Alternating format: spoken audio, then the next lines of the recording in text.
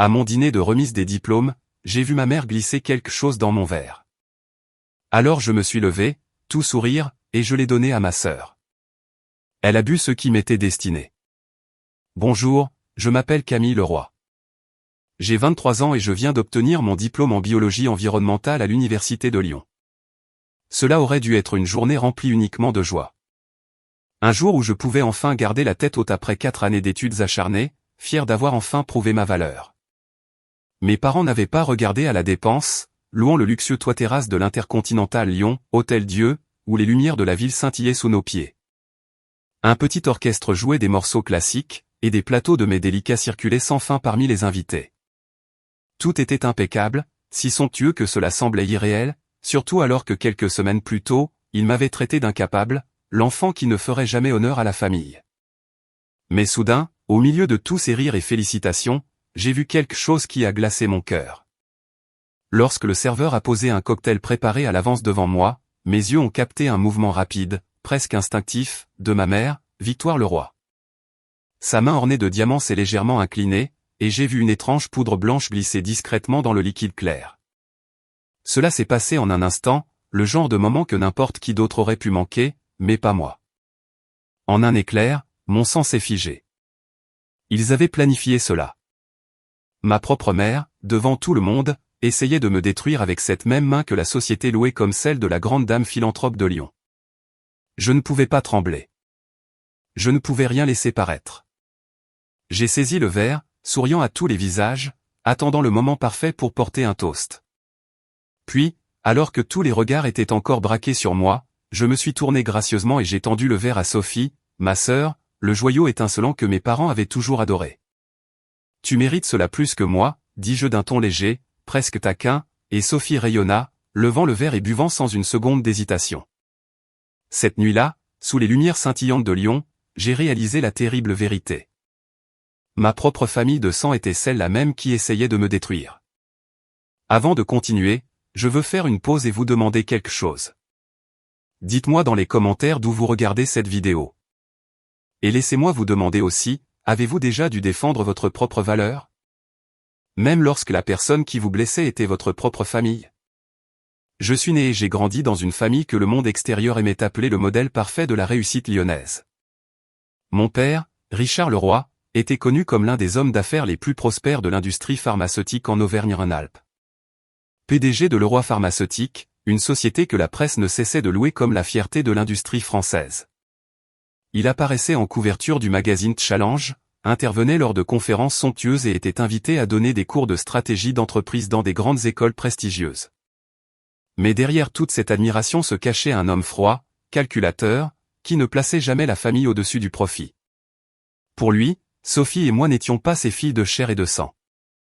Nous étions des pions, la preuve qu'il avait bâti l'empire familial parfait. Ma mère, Victoire, n'était pas différente. Elle venait d'une famille éminente, une lignée comptant des générations de médecins. Dès son plus jeune âge, on lui avait appris que la réputation, le statut et l'élégance comptaient plus que tout. Elle était le genre de femme dont les photos de magazines étaient toujours retouchées à la perfection. Le genre qui exigeait que chaque apparition publique laisse les gens admiratifs. À ses yeux, Sophie était la continuation parfaite de la lignée Leroy. Brillante, gracieuse, diplômée d'HEC Paris avec les plus grands honneurs et gravissant rapidement les échelons vers un poste de direction dans l'entreprise. À chaque soirée, chaque séance photo, ma mère présentait Sophie comme l'héritière légitime de la famille. Et moi, je n'étais que Camille, la seconde fille, jamais assez bien aux yeux de mes parents.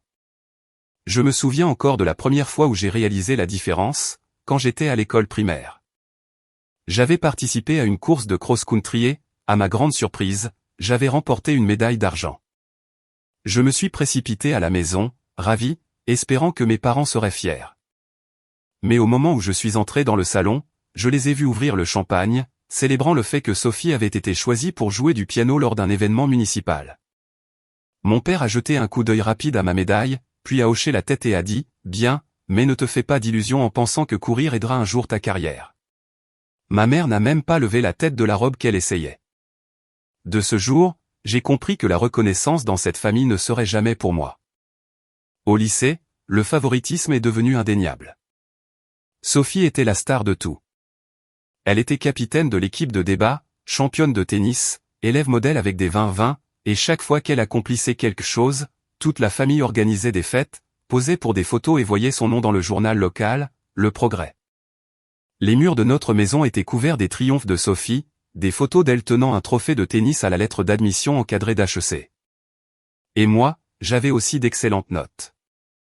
Je gagnais aussi des prix scientifiques, mais les miens étaient enfouis dans un tiroir. Je n'oublierai jamais la seule fois où ma mère a assisté à l'une de mes expositions scientifiques en classe de seconde, lorsque j'ai remporté la première place de toute la région pour mes recherches sur l'impact des antibiotiques sur l'eau des étangs. J'attendais nerveusement, désespéré d'avoir son câlin, ses éloges. Mais quand on m'a remis le prix et pris des photos, elle s'est penchée et m'a chuchoté à l'oreille, « Tu as l'air si négligé.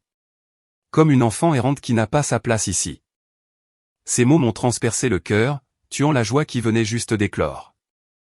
Mes parents ne m'ont jamais demandé ce que je voulais. Ils avaient déjà tout tracé. Camille étudierait la pharmacie, rejoindrait l'entreprise, travaillerait comme chercheuse pour soutenir le leadership de sa sœur. Tout autre rêve que j'avais était absurde. Je leur ai dit encore et encore que j'aimais l'environnement, que je voulais étudier les effets des déchets industriels sur les écosystèmes. Mon père a rejeté cela d'un revers de main. C'est juste pour les gens qui écrivent des rapports inutiles. Tu dois faire un vrai travail pour contribuer à la famille. Quand j'ai été admise à l'université pour des études environnementales, il a explosé de rage, menaçant de couper tout soutien financier. Ce n'est que grâce aux bourses et plus tard aux prêts étudiants que j'ai réussi à tenir bon. J'ai souvent pensé que j'étais né juste pour être le décor de Sophie. Elle montait toujours sur scène baignée de lumière vive tandis que je restais dans l'ombre, attendant un regard de reconnaissance qui ne venait jamais. On me traitait de têtu, d'ingrate, alors que Sophie n'avait qu'à sourire pour tout recevoir. Ce sentiment s'est gravé si profondément en moi que, dès mon plus jeune âge, j'ai cru n'être rien de plus qu'une ombre et une pièce inutile dans la famille Leroy. Et plus je grandissais, plus je comprenais une amère vérité. Dans cette maison, l'amour n'était jamais inconditionnel. Il était lié à la réussite, au fait de correspondre ou non à leurs attentes. Sophie y correspondait et elle était aimée. J'étais différente et je suis devenue l'épine qu'il voulait arracher. Ma grand-mère Marguerite était la rare lumière dans les années par ailleurs sombres de mon enfance. Alors que mes parents méprisaient et ignoraient mes efforts, elle était la seule à me voir vraiment. Elle n'était pas seulement ma source de réconfort. C'était une femme extraordinaire. Des décennies avant ma naissance, elle avait été l'une des chimistes les plus brillantes de France. Elle avait remporté des prix de recherche majeurs, son travail ouvrant la voie à la création de nouveaux composés pour les traitements pharmaceutiques. Ironiquement, ce sont ces premières découvertes qui ont jeté les bases de ce qui deviendrait plus tard le roi pharmaceutique. Pourtant, dans chaque livre d'histoire de l'entreprise, chaque brochure sur papier glacé, son nom était introuvable. Je me souviens qu'une fois, elle m'a emmené dans le vieux sous-sol de sa maison et a ouvert une malle en bois poussiéreuse. À l'intérieur se trouvaient des piles de notes de recherche écrites de sa main élégante mais forte. Elle m'a dit que ces formules avaient conduit au tout premier médicament antidouleur que l'entreprise de mon père avait utilisé pour se lancer. Ils ont pris mon travail, a-t-elle dit avec un sourire triste, et ensuite effacé mon nom de chaque certificat, chaque photographie, parce que j'étais une femme, Camille. À l'époque, les gens ne croyaient pas que les femmes pouvaient être égales aux hommes dans un laboratoire. En entendant cela, mon jeune cœur était à la fois furieux et douloureux. Je lui ai demandé, « Est-ce que tu le regrettes ?» Elle m'a regardé, ses yeux brillants d'une étincelle féroce. « Non, parce que la science n'est pas une question de gloire, c'est une question de service aux gens. Mais je regrette d'avoir laissé les autres décider de ma valeur. » Grand-mère Marguerite n'avait rien à voir avec mes parents. Si mon père voyait tout uniquement à travers le prisme du profit et du pouvoir, elle regardait les gens et les générations futures. Elle me disait toujours, ne laisse jamais personne te dire que ta passion est insignifiante. Si tu aimes l'environnement, suis cette voie. Si tu veux te battre, alors bats-toi. Ne deviens l'ombre de personne, pas même l'ombre de cette famille. Ces mots sont devenus ma boussole. La chose qui me maintenait stable chaque fois que mon père me grondait ou que ma mère me rabaissait. Ce que mes parents ignoraient jusqu'à un certain jour, c'était que ma grand-mère avait préparé un cadeau secret pour moi. Quand j'étais petite, elle me disait souvent qu'un jour je serais libre, que j'aurais la force de ne jamais dépendre de personne. Je pensais que c'était juste sa façon de me réconforter. Mais en vérité, Elle avait discrètement établi un fonds de dotation d'une valeur de 10 millions d'euros à mon nom seul. Les conditions étaient claires. L'argent ne serait débloqué qu'une fois que j'aurais obtenu mon diplôme universitaire ou atteint l'âge de 25 ans, la date la plus tardive étant retenue. Ce n'était pas juste un héritage. C'était la clé de mon évasion de l'emprise de mes parents. Je l'ai appris quand j'avais 16 ans, peu de temps avant son décès. Elle m'a appelé dans sa chambre, m'a tenu la main fermement, ses yeux voilés par la maladie mais brillant encore de fierté. « Camille, a-t-elle dit, je ne te laisserai pas passer ta vie piégée dans ce cycle d'injustice. Promets-moi, quoi qu'il arrive, que tu suivras le chemin que tu as choisi.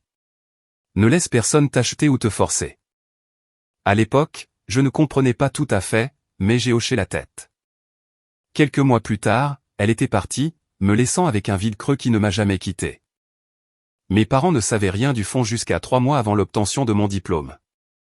Lors d'une réunion d'entreprise sur les finances et le patrimoine familial, l'avocat de longue date de la firme, peut-être par accident, a mentionné un compte spécial géré par un groupe indépendant de fiduciaires. Il a supposé que mes parents le savaient déjà et a fait une remarque en passant. Mais à cet instant, j'ai vu le visage de mon père se vider de ses couleurs et les yeux de ma mère se durcir en un regard froid. Après la réunion, ils ne m'ont rien dit, mais je savais que la tempête avait commencé. À partir de ce moment, la façon dont mes parents me regardaient était complètement différente. Ce n'était plus du simple mépris ou du dédain. C'était une hostilité silencieuse. Ils comprenaient que si je recevais cet héritage, je serais complètement indépendante. Je n'aurais pas besoin de l'entreprise. Je n'aurais pas besoin de la prestigieuse famille Leroy. Et je pourrais même avoir le pouvoir de m'opposer à eux. Ils avaient peur parce que je n'étais plus juste l'enfant rebelle. J'étais devenu une véritable menace. Et j'ai commencé à réaliser que le fonds n'était pas seulement un héritage que ma grand-mère m'avait laissé. C'était la preuve qu'elle croyait que j'étais capable de bien plus, qu'elle plaçait sa foi en mon intégrité. Alors que le monde entier de la famille Leroy tournait autour du pouvoir et de l'argent, Marguerite m'avait confié autre chose, la responsabilité de briser ce cycle toxique.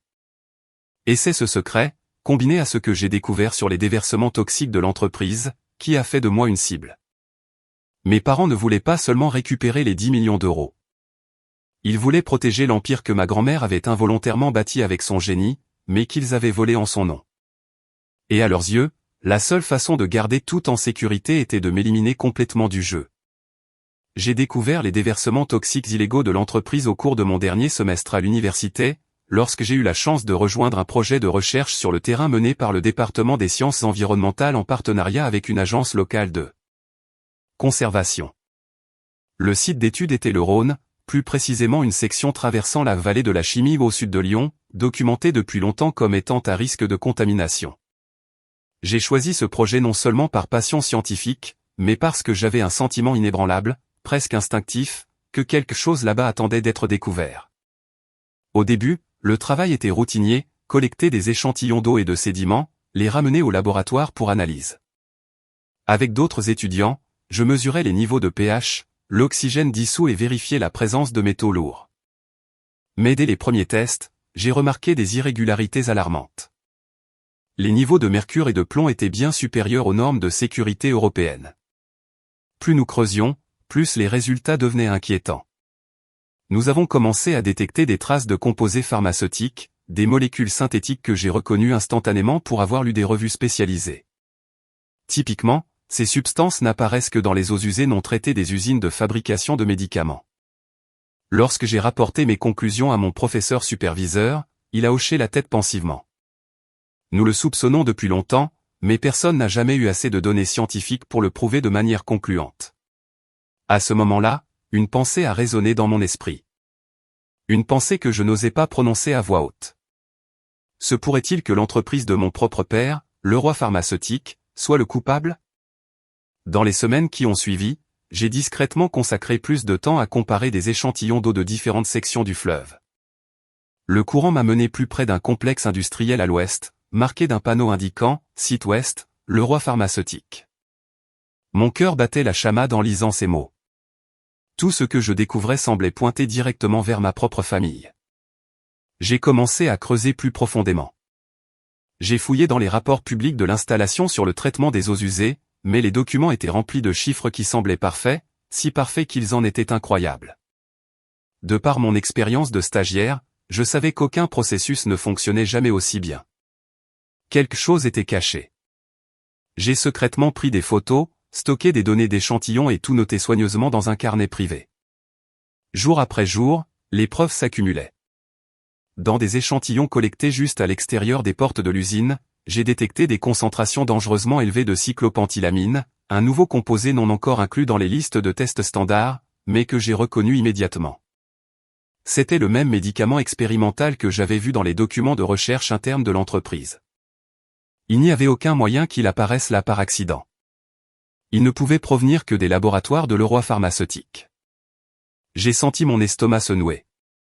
D'un côté, j'étais une scientifique motivée par la vérité. De l'autre, c'était ma famille, l'entreprise de mes parents, l'endroit où Sophie occupait maintenant un poste de direction. Si je rendais cela public, ce serait comme braquer une arme sur ma propre lignée. Mais alors je me suis souvenu des mots de ma grand-mère. Ne laisse jamais personne décider de ta valeur. Si elle était encore en vie, je savais qu'elle voudrait que je fasse ce qui était juste. Cette nuit-là, je me suis assise seule dans ma chambre d'étudiante, fixant la pile de données. Je savais avec une clarté absolue que si je gardais le silence, des milliers de personnes vivant le long du Rhône continueraient à souffrir des conséquences. L'eau polluée ne cause pas seulement le cancer, elle fait muter les écosystèmes, anéantit les populations de poissons et empoisonne les générations à venir. Je ne pouvais pas fermer les yeux là-dessus. J'ai décidé de confronter mes parents. Lors d'une des rares soirées où nous nous sommes assis pour dîner ensemble, j'ai rassemblé tout mon courage et étalé les résultats imprimés des tests sur la table. Je sais ce que l'entreprise fait au site ouest, ai-je dit, ma voix tremblante mais ferme. J'ai des données. J'ai des preuves.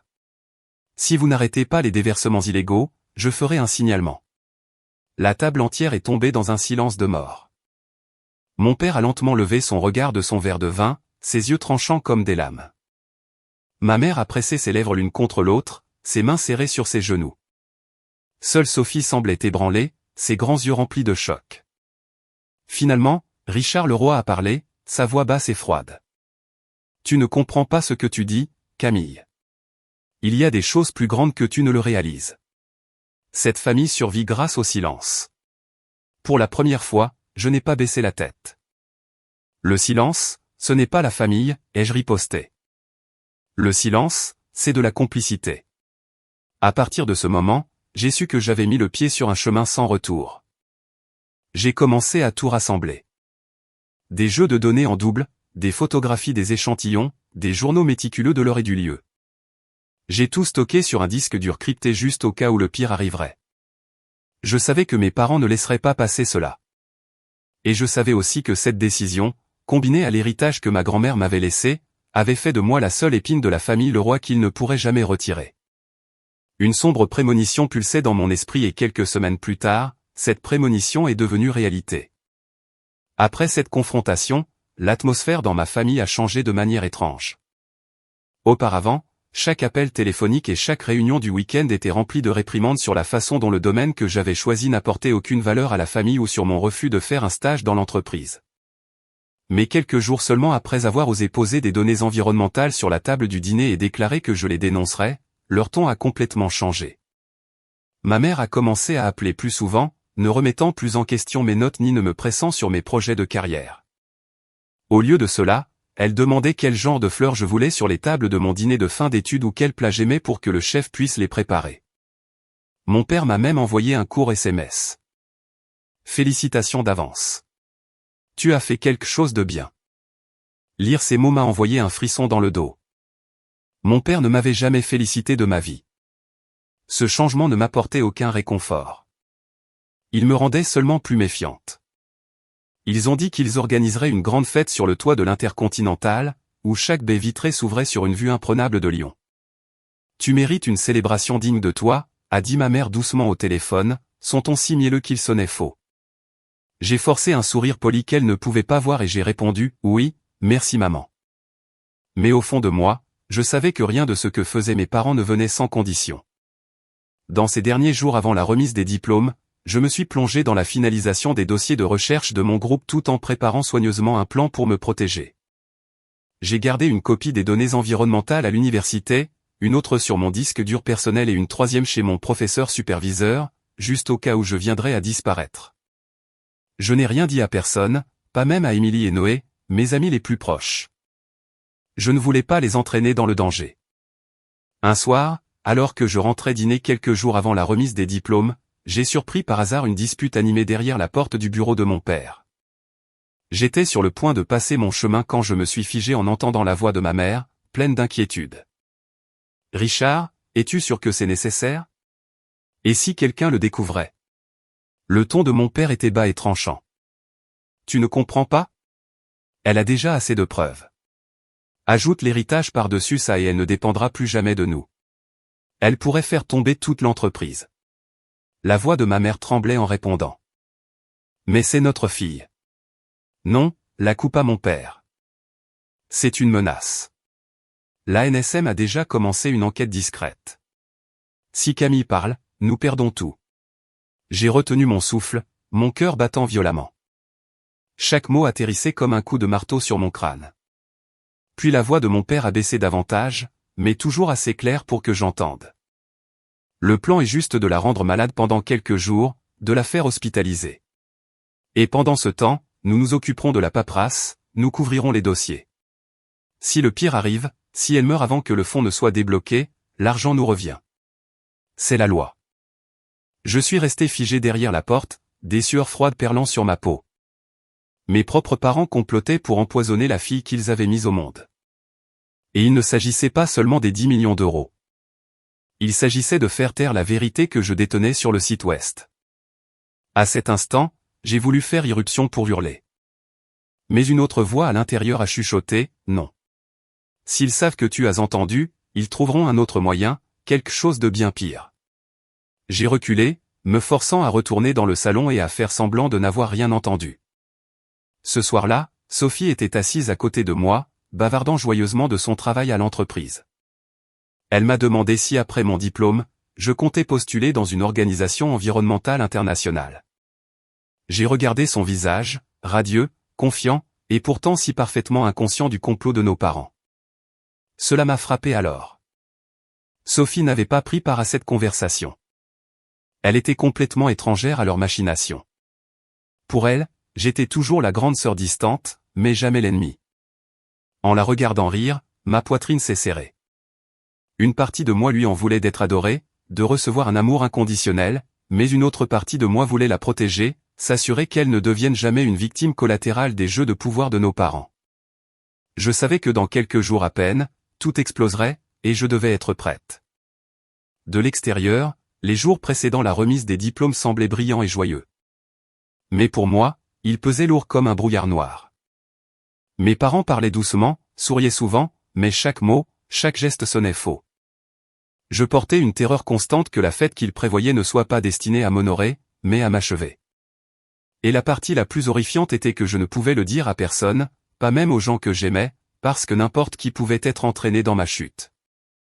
C'est alors que j'ai compris que la bataille pour ma vie avait commencé et que moi, Camille Leroy, je devrais marcher seul jusqu'à la vérité. Le soir de ma fête de remise des diplômes est enfin arrivé. En sortant de l'ascenseur en verre menant au toit de l'Hôtel Dieu, j'ai été presque submergé par l'extravagance qui s'étendait devant moi. Des rubans dorés de lumière s'enroulaient autour de chaque colonne. Des tables de banquet drapées de lin blanc immaculé étaient ornées d'orchidées importées. Et un petit ensemble de jazz jouait des mélodies douces qui se mêlaient au tintement délicat des verres. Pour les étrangers, la scène était une preuve de richesse, un étalage éblouissant d'amour d'une famille puissante honorant sa fille.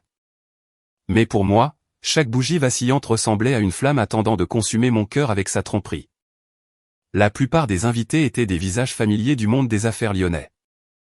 J'ai reconnu les partenaires de mon père, des cadres élégamment vêtus, des avocats influents qui servaient notre famille depuis des années, et même quelques journalistes de magazines économiques locaux.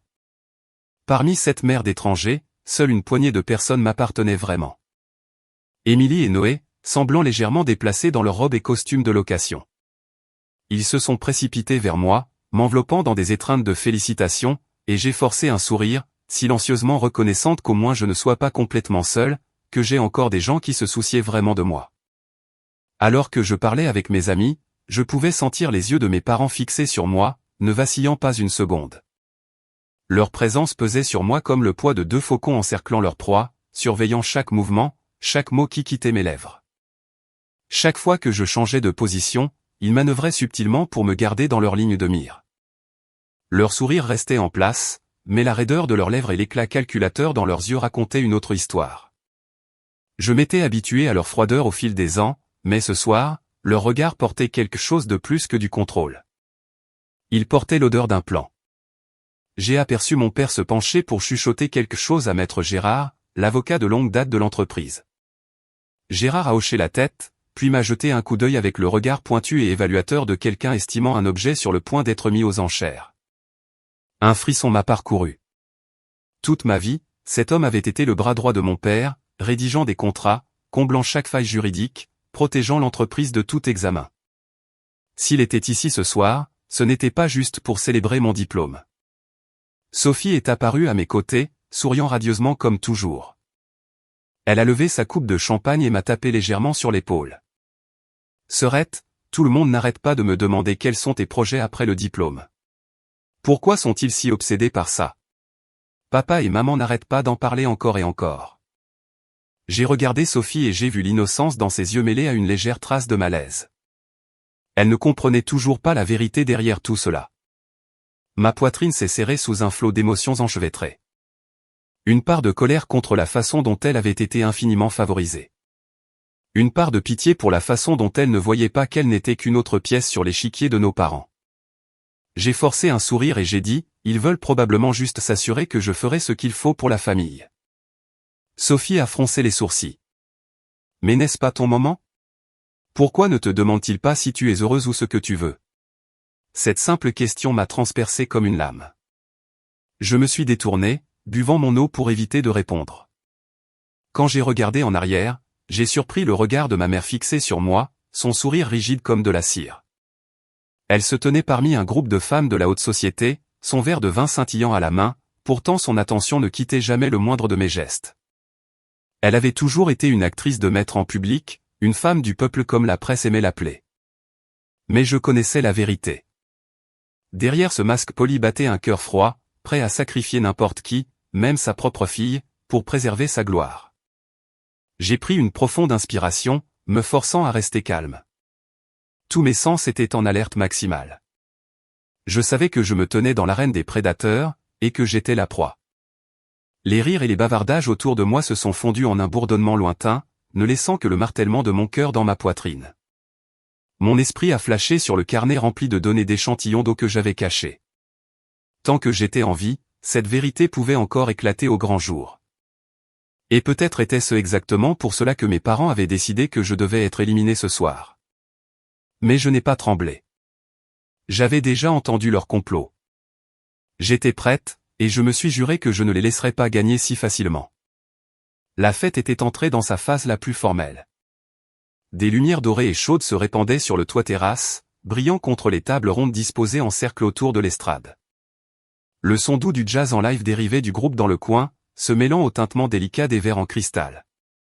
J'ai regardé autour de moi. Les invités étaient tous là, partenaires commerciaux, quelques journalistes et bien sûr, l'avocat de la famille. Tout le monde attendait le moment de lever son verre en l'honneur de la célèbre diplômée de la famille Leroy, ou plus exactement, en l'honneur de Sophie, pas de moi. J'étais assise là dans la robe bleu marine qu'Émilie avait choisie pour moi, le cœur inquiet. Depuis le début de la soirée, mes parents ne m'avaient pas quitté des yeux. Chaque mouvement que je faisais semblait être sous un microscope. Chaque fois que je parlais avec un invité, les yeux de mon père se tournaient vers moi, puis se détournaient rapidement alors qu'il se penchait pour chuchoter quelque chose à l'avocat, l'homme aux cheveux argentés avec de fines lunettes scintillant sous les lumières. Et puis le moment que je redoutais est finalement arrivé. Mon père s'est levé, portant ce sourire doux, le même qui m'avait trompé en me faisant confiance quand j'étais enfant, mais qui maintenant ne faisait qu'envoyer un frisson dans mon dos. Il a frappé dans ses mains, signalant au serveur d'apporter une luxueuse boîte en bois. À l'intérieur se trouvait une bouteille de vin rouge exposée comme s'il s'agissait d'un trésor inestimable. Ceci, commença-t-il, sa voix grave résonnant de fierté, est une bouteille réservée uniquement aux occasions les plus spéciales de notre famille. Camille obtient son diplôme aujourd'hui, et son avenir brille. Rien ne pourrait être plus approprié pour célébrer ce moment qu'avec ce vin rare et précieux. Les invités ont éclaté en applaudissements. Ils ont ri, levé leur téléphone pour capturer ce soi-disant moment familial chaleureux. J'ai souri aussi, bien qu'à l'intérieur de ma poitrine, quelque chose me faisait terriblement mal. Je l'ai remarqué immédiatement. Mon père n'a pas laissé les serveurs servir comme d'habitude. Il a ouvert la bouteille lui-même et avec un soin délibéré a rempli chaque verre à la main. Le verre a été posé devant moi. Je l'ai incliné légèrement et mon cœur s'est serré. Dans le tourbillon rubis profond, je l'ai vu, une fine poussière scintillant faiblement sous les lumières, des particules pas encore dissoutes. Mon cœur tonnait dans mes oreilles. Les mots que j'avais entendus la veille me sont revenus en mémoire. Juste assez de poison pour la rendre malade. Hospitalisée pour quelques jours. Le temps de transférer les actifs.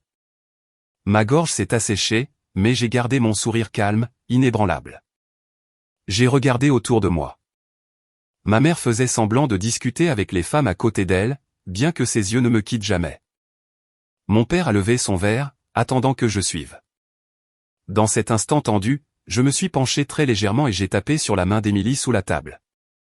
Elle a levé les yeux et a croisé les miens, des yeux remplis à la fois d'une prière et de résolution. Mes lèvres ont à peine bougé alors que je chuchotais, « Filme ça. Enregistre tout. » Émilie a fait un signe de tête imperceptible. Discrètement, elle a glissé son téléphone de sa pochette, l'a placé sur ses genoux, et d'une touche discrète, a lancé l'enregistrement vidéo, orienté vers la table. À Camille, a déclaré mon père, sa voix retentissant sur le toit. Les invités ont fait écho au toast, leurs applaudissements remplissant l'air. J'ai levé mon verre. Sophie, assise à côté de moi, souriait brillamment, son visage rayonnant de fierté sans la moindre trace de soupçon. Elle n'avait jamais entrevu le côté sombre de nos parents, n'avait jamais imaginé qu'ils pourraient faire du mal à leur propre enfant. Les yeux de mon père ont brillé, me pressant de boire. J'ai pris une respiration régulière, puis je me suis tourné soudainement vers Sophie, ma voix douce et affectueuse. Ma chère sœur, aujourd'hui n'est pas seulement mon jour. Tu as été avec moi pendant ces 4 années d'université, m'encourageant chaque fois que j'étais fatigué. Je veux partager cette joie avec toi. J'ai souri et j'ai tendu mon verre à Sophie. Les invités ont applaudi d'un air approbateur, croyant que ce n'était rien de plus qu'un doux geste d'affection fraternelle. « Oh, Camille, tu es incroyable !» s'est exclamée Sophie, sa voix débordante d'émotion. Elle a pris le verre de mes mains sans l'ombre d'un doute. J'ai rapidement levé son verre, celui qui était clair et sûr, et je l'ai porté à mes lèvres. À cet instant, mes parents ont blêmi. La couleur a complètement quitté leur visage. Ma mère a bégayé, tendant à moitié la main pour l'arrêter, mais c'était trop tard. Devant des dizaines d'invités et les téléphones qui enregistraient déjà, ils ne pouvaient rien faire. Sophie a penché la tête en arrière et a bu d'une longue gorgée. « Délicieux », a-t-elle dit avec un rire insouciant, totalement inconsciente de ce qu'elle venait d'avaler. La musique a repris de plus belle. Les invités sont retournés à leur conversation, mais du coin de l'œil, j'ai vu mes parents rester figés. Ils forçaient des sourires, applaudissaient avec la foule, mais leurs mains tremblaient. L'avocat de la famille s'est penché bas pour chuchoter quelque chose, son propre visage trahissant la panique. J'ai posé mon verre doucement sur la table et j'ai souri calmement. Sous la table, j'ai serré fort la main d'Émilie. La caméra tournait toujours, capturant tout l'échange de verres, la lueur de terreur dans les yeux de mes parents. J'ai baissé la tête et j'ai chuchoté juste assez fort pour qu'Émilie entende, la preuve est scellée. Maintenant, ils vont devoir jouer selon mes règles. Le toit terrasse bourdonnait de vie. Le jazz flottait dans l'air nocturne, se mêlant aux carillons des verres, aux éclats de rire, aux lumières scintillantes se reflétant sur la ligne d'horizon vitrée de Lyon. Je gardais mon visage serein, bien qu'à l'intérieur mon cœur battait si fort qu'il semblait pouvoir briser mes côtes. Je venais de faire quelque chose de si audacieux que je pouvais à peine y croire moi-même. J'avais passé le verre spécial versé par la main de mon père à Sophie, et maintenant tout ce que je pouvais faire était d'attendre et de voir ce qui allait se passer. Les 10 premières minutes se sont écoulées sans incident. Sophie riait brillamment, serrant la main des invités, se vantant même que notre famille s'apprêtait à lui confier de plus grandes responsabilités au sein de l'entreprise. Je me tenais à l'écart, écoutant calmement, regardant calmement. Chaque fois que les yeux de mes parents se tournaient vers Sophie, je pouvais voir la tension derrière leur sourire forcé, le pincement de leurs lèvres. Ils avaient peur. Je le savais. Et puis, environ 10 minutes plus tard, le changement a commencé. Sophie, qui était toujours d'un calme impeccable, a soudainement placé une main sur sa poitrine. Son visage s'est vidé de sa couleur. « Ça va ?» a demandé un ami alors qu'elle vacillait. J'ai juste un peu le tournis, a murmuré Sophie, forçant un sourire fragile. Mais en moins d'une minute, une sueur froide a coulé sur sa peau, faisant couler son maquillage en traînées sombres sur ses joues. J'ai retenu mon souffle. Mon cœur s'est serré douloureusement. Peu importe l'amertume que je ressentais envers elle, voir Sophie souffrir ainsi me frappait encore d'un coup de tristesse. Mais alors les souvenirs ont afflué. Les fois où elle s'était approprié mon travail. Les fois où mes parents l'avaient défendu et m'avaient rejeté. Et ce soir, le fait que nos parents m'avaient destiné ce poison. Mon cœur. Il bat trop vite, a haleté Sophie avant de s'effondrer soudainement sur le sol. Des cris ont éclaté à travers la fête. Des invités ont reculé de panique. D'autres ont crié frénétiquement à l'aide. Appelez le SAMU. Une ambulance, vite, a crié quelqu'un. Je me suis précipité, m'agenouillant près de Sophie. Étrangement, j'étais plus calme que quiconque.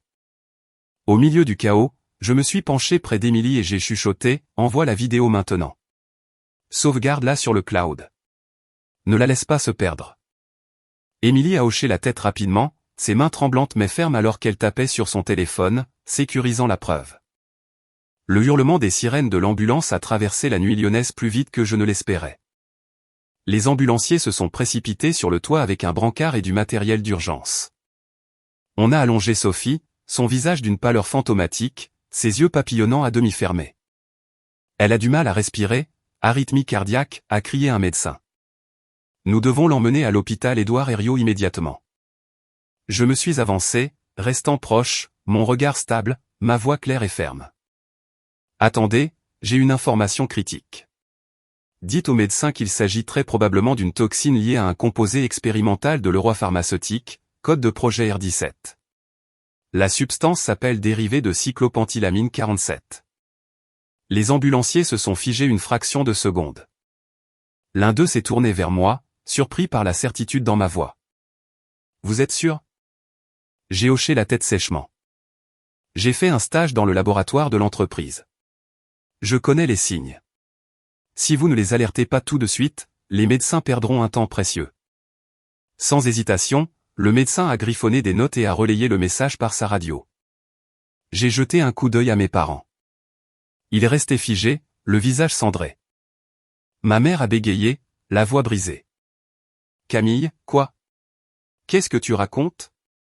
Ne calomnie pas tes propres parents comme ça. Je me suis retourné, ma voix tranchante comme de l'acier. Calomnie? Tout le monde ici a vu que c'est père qui a choisi cette bouteille. Et bientôt les médecins confirmeront tout. S'il n'y a vraiment rien à cacher, alors de quoi avez-vous si peur? L'air est devenu silencieux. Quelques invités ont commencé à regarder mes parents avec suspicion. L'avocat de la famille se tenait raide à côté d'eux, la sueur perlant sur son front, sa bouche incapable de former un mot. L'ambulance est partie à toute vitesse. J'ai commencé à suivre, mais Émilie m'a attrapé le bras, l'inquiétude gravée sur son visage. Tu es sûr de vouloir y aller?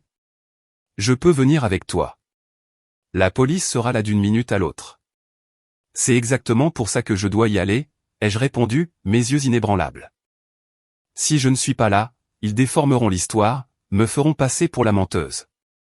Je dois être celle qui dira la vérité en premier. Aux urgences de l'hôpital Édouard Herriot, le chaos régnait. Médecins et infirmières s'affairaient autour de Sophie, insérant des perfusions, attachant des moniteurs cardiaques. L'écran montrait des pics erratiques, son rythme cardiaque en désarroi complet. Un médecin a froncé les sourcils devant les résultats des tests. Signe d'empoisonnement chimique, probablement un composé industriel. Je suis intervenu immédiatement. Cela pourrait être le R17. Un composé expérimental suspendu parce qu'il causait de l'arythmie et une insuffisance respiratoire. Leroy Pharmaceutique l'a étudié il y a 2 ans. La tête du médecin s'est relevée brusquement, surpris. Et comment savez-vous cela? J'enquête secrètement sur leur laboratoire depuis des mois, ai-je répondu fermement. C'est pourquoi, dès que Sophie a commencé à avoir des sueurs froides et que son rythme cardiaque est devenu irrégulier, j'ai reconnu les symptômes instantanément. Ce n'est pas un hasard. C'est la réaction classique au composé expérimental dérivé de cyclopentylamine 47 du projet R17. Le médecin a hoché la tête sèchement et a donné l'ordre. Préparez le protocole d'antidote expérimental pour le dérivé de cyclopentylamine 47. Vite. C'est alors que la police est arrivée. 2 officiers sont entrés et ont immédiatement demandé des dépositions. Il y a suspicion d'empoisonnement de la victime. Nous avons besoin d'informations. Mon père s'est avancé, la voix dure. C'est une affaire familiale privée. Ma fille a seulement fait une chute de tension. Il n'y a pas besoin d'intervention policière. Mais l'officier l'a coupé fermement. Les médecins ont confirmé des signes d'empoisonnement chimique. C'est maintenant une affaire criminelle. Vous et votre femme allez devoir coopérer. J'ai osé.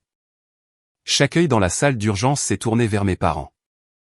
Ils essayaient de rester stables, mais le tremblement de leurs mains les trahissait complètement. Je me suis penché vers Émilie et j'ai chuchoté, ça a commencé. Ils n'échapperont pas cette fois. Sophie est restée inconsciente, mais avec l'antidote d'urgence, ses signes vitaux se sont lentement stabilisés. Le médecin s'est tourné vers moi, sa voix inébranlable. Vos informations lui ont sauvé la vie. Sans elles, nous aurions perdu des minutes critiques. J'ai hoché la tête silencieusement. À l'intérieur, je ressentais à la fois du soulagement et de l'amertume.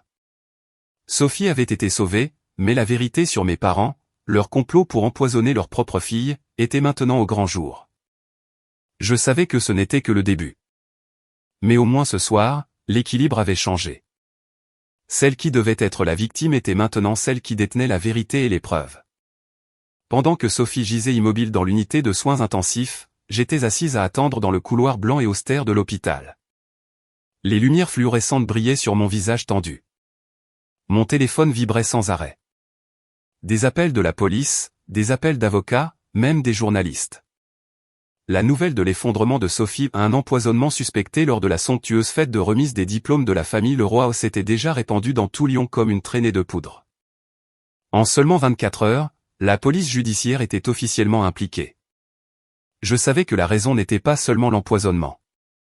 C'était la piste menant directement aux composés expérimentaux dans les laboratoires de Leroy Pharmaceutique. Je pouvais encore le voir clairement, la façon dont mes parents chuchotaient avec l'avocat de la famille, la façon dont leurs yeux traquaient chacun de mes mouvements à la fête. Mon instinct me disait que ce n'était jamais juste une dispute familiale. C'était une conspiration. Ainsi, quand la police judiciaire et la gendarmerie ont pris d'assaut le siège de Leroy Pharmaceutique avec un mandat de perquisition d'urgence, je n'ai pas été surprise.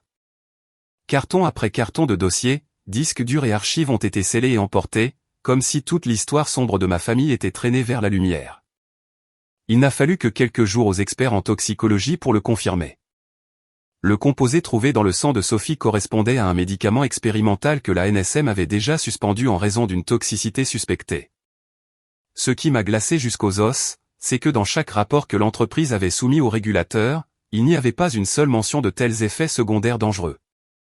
Puis est arrivé un email anonyme au parquet provenant d'un scientifique qui avait travaillé sur le projet. Il écrivait « Nous avons été forcés de modifier les données. Ils nous ont fait cacher les réactions indésirables.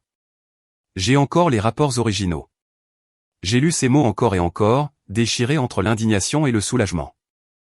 Enfin, quelqu'un d'autre avait le courage de parler.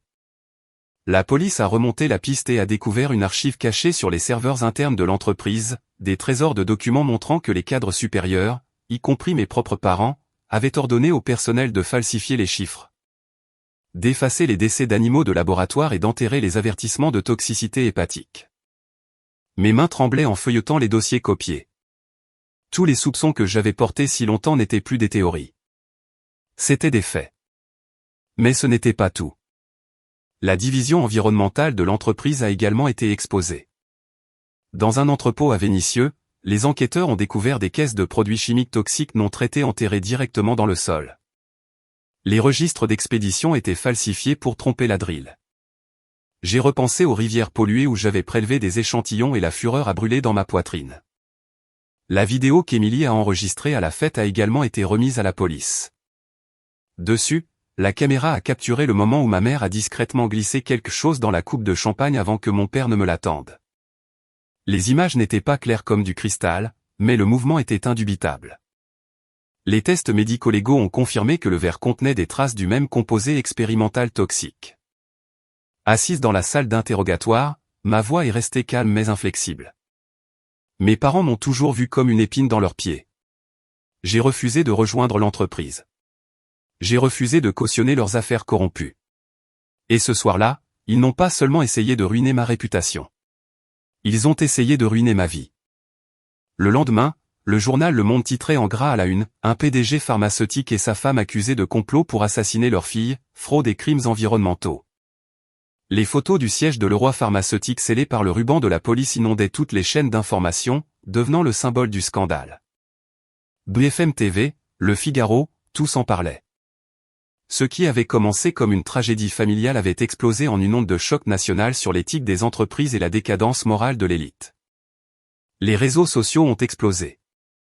Des milliers de commentaires qualifiaient cela de cas le plus cruel de trahison parentale de la décennie. Un nouveau hashtag s'est répandu comme une traînée de poudre, justice pour Camille et Sophie. Je lisais les messages un par un, mes mains tremblant, mes yeux humides. 9 mois plus tard, au tribunal de grande instance de Lyon, le procès a officiellement commencé. L'attention de toute la ville s'est tournée vers l'affaire. Mes parents, vêtus de costumes sombres, étaient assis au banc des accusés, leur visage froid, comme s'ils croyaient encore détenir le contrôle. Leur avocat de la défense a élevé la voix. Mes clients sont piégés. Ce n'était rien d'autre qu'un accident. Camille a fabriqué cette histoire pour détruire ses parents et s'emparer de leur fortune. J'étais assise là à écouter, tout mon corps froid et rigide. Mais l'accusation était prête. Ils ont présenté la vidéo, les résultats toxicologiques, les documents falsifiés et les témoignages des propres employés de l'entreprise. Une carte de la contamination environnementale a illuminé l'écran, envoyant des murmures ondulés à travers la salle d'audience. Sophie, encore fragile et pas complètement rétablie, est montée à la barre des témoins. J'ai serré mes mains fort, regardant sa silhouette tremblante. Sa voix tremblait, mais ses mots étaient stables. J'ai bu ce verre de vin. En quelques minutes, je ne pouvais plus respirer. J'ai cru que j'allais mourir à ma propre fête de remise des diplômes. Je ne veux pas y croire, mais la vérité est ce qu'elle est. La salle d'audience est devenue silencieuse. J'ai vu une lueur de désespoir traverser les yeux de mon père. Il s'est levé, sa voix brisée. C'était un malentendu. Ma fille se trompe. Nous ne ferions jamais de mal à notre propre enfant. Mais à ce moment précis, le procureur a révélé le coup final. Un email que mon père avait envoyé à la division de recherche, éliminait toutes les données sur les réactions indésirables. Sinon, ce projet est mort. Finalement, après des semaines de témoignages et d'arguments, le jury a rendu son verdict, coupable sur tous les chefs d'accusation au complot pour commettre un meurtre, fraude financière, faux et usage de faux, et violation grave du droit de l'environnement. Le juge a frappé de son marteau, sa voix ferme et résonnante. Les accusés sont condamnés à une peine de prison ferme de longue durée. Tous les actifs personnels et corporatifs sont par la présente gelés. Leroy Pharmaceutique est placé sous administration judiciaire en attendant sa dissolution. La salle d'audience a éclaté sous le bruit des appareils photo qui cliquetaient, des claviers qui claquaient et des voix étouffées qui bourdonnaient. J'ai fermé les yeux alors qu'une larme unique glissait sur ma joue. Pas par pitié, mais parce qu'enfin la vérité avait éclaté au grand jour. Sophie et moi, autrefois rejetés, autrefois presque effacés, nous tenions maintenant comme témoins de l'effondrement complet d'un empire. Quand le procès s'est terminé, Lyon était encore en ébullition. Les nouvelles passaient tous les jours, Le Progrès, la télévision nationale, tous les médias. Les noms de mes parents étaient désormais liés à jamais à des expressions comme complot de meurtre, fraude médicale et crimes environnementaux. L'entreprise pharmaceutique autrefois saluée comme la fierté de l'économie de la ville était officiellement saisie, ses actifs gelés, son avenir démantelé. L'ombre qu'ils avaient projetée sur moi pendant tant d'années, celle dont je pensais ne jamais pouvoir m'échapper, s'était finalement effondrée dans le néant. Je ne ressentais aucune joie à regarder leur chute, mais une paix rare s'est installée en moi. Pour la première fois, je ne vivais plus dans la peur, je n'avais plus à faire semblant d'aller bien sous le poids du jugement des autres. Après le procès, j'ai quitté mon appartement exigu du centre-ville et j'ai emménagé dans la maison au bord du lac que ma grand-mère avait laissée derrière elle, près d'Annecy. La vieille maison en bois, avec son porche face aux eaux scintillantes du lac, m'a redonné un sentiment de paix que je n'avais pas ressenti depuis l'enfance. Sophie a emménagé avec moi aussi. Après s'être remise de son expérience de mort imminente, ma sœur, celle qui s'était autrefois tenue silencieusement aux côtés de nos parents, a choisi un chemin différent. Le jour où elle a apporté ses affaires dans la maison, elle m'a regardé avec une stabilité que je n'avais jamais vue auparavant. Je ne peux pas retourner dans le monde de l'entreprise, a-t-elle dit. Je ne peux pas continuer à fermer les yeux sur ce qui s'est passé. Je postule pour une école de droit. Je veux devenir avocate en droit de l'environnement. Je veux utiliser mon travail pour protéger ceux qui n'ont pas de voix. Je l'ai regardée et pour la première fois, il n'y avait aucune trace de suspicion ou de ressentiment dans mes yeux. Je comprenais que la plus grande trahison de Sophie me tourner le dos n'était née que de la peur. Mais maintenant, elle avait choisi de se lever. Nous avons construit une nouvelle vie ensemble dans la maison au bord du lac. Le matin, nous préparions du café côte à côte, marchant pieds nus sur l'herbe trempée de rosée. L'après-midi, je me consacrais au plus grand projet de ma vie, la fondation de soutien communautaire. Avec la partie de l'héritage que le tribunal m'avait légitimement rendu, j'ai choisi de ne pas le garder pour moi. Au lieu de cela, le fonds a été établi pour aider les communautés lésées par les déversements illégaux de ma famille, restaurant les sources d'eau, fournissant une assistance médicale aux personnes empoisonnées et attribuant des bourses aux étudiants poursuivant des études de droit et de santé publique. Je savais que seule l'action, une action tangible et durable, pouvait vraiment guérir, pas seulement pour moi, mais pour les vies innocentes marquées par les crimes de l'entreprise. Sophie, quant à elle, s'est jetée dans la préparation de ses dossiers d'admission en droit. De nombreuses nuits, je la trouvais penchée sur le petit bureau en bois, les yeux rouges de fatigue, mais écrivant encore ligne après ligne. Une nuit, elle a levé les yeux vers moi, sa voix stable de conviction. J'ai gaspillé trop d'années dans le silence, mais à partir de maintenant, je transformerai ce silence en force pour protéger les autres. J'ai souri doucement, répondant, c'est la meilleure façon de faire amende honorable. Pas pour moi, mais pour toi-même. Nous n'étions plus deux enfants se disputant les miettes de l'affection de nos parents. Nous étions des alliés liés non par le sang, mais par le respect et la confiance, un nouveau genre de famille. Le temps a passé. Des invitations ont commencé à arriver pour que je prenne la parole lors de conférences internationales sur l'éthique des entreprises et la justice sociale. Un matin d'automne vivifiant, je me tenais dans une grande salle à Genève, face à des centaines de chercheurs, de journalistes et d'activistes. Je portais une robe bleu profond, les lumières de la scène captant mon visage, formaient doux.